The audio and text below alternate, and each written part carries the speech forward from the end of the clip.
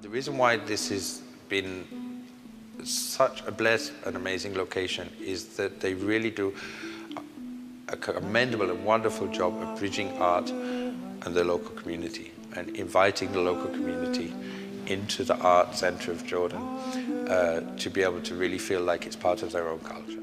This exhibition, Remembrance, subtitled The Dialogue with the Past.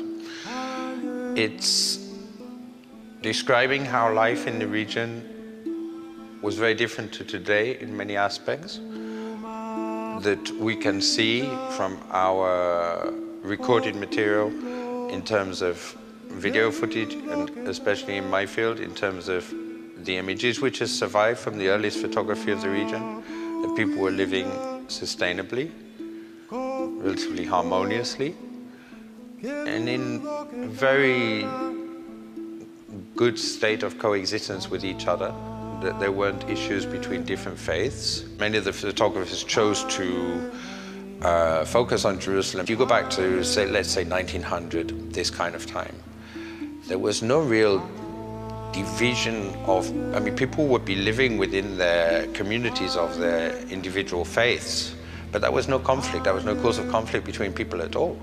I mean, everybody bought and sold from each other, got along with each other. And socially, in the public sphere, it was even not considered polite to ask somebody their religion, in case they thought that you might treat them differently depending on their religion. So there was no judgment, there was no division, there was no them and us at that time in relating to the way that people related to each other. The American colony were incredibly prolific collection of photography because from their passion and love for the region, they covered the entire area. And you can see from the content of the images that people loved them, they felt very, very natural and at ease with them.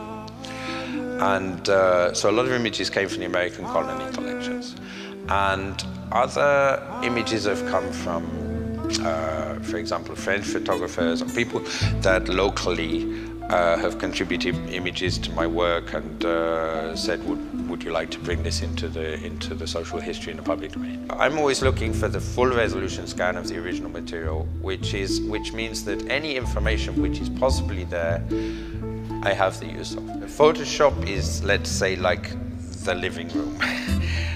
Because you have to start and finish there, and it is generally a very good framework. However, some of Photoshop's functions don't have as accurate variables as other complementary software or even completely other software. So what I will do normally is start and finish in Photoshop and then take the file into other software to do more specialized functions.